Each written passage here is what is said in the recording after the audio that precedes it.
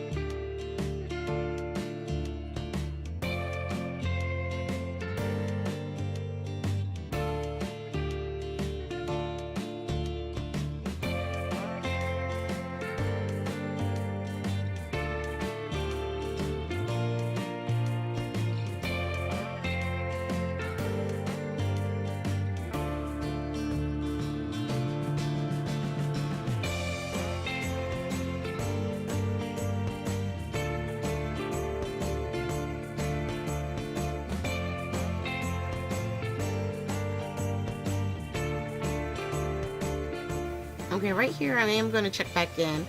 I laid down a bunch of color on one of my blocks, and I'm taking the color right from the block. And normally, like when I do the backgrounds, you'll see me put the color down on the paper and then I spread it out.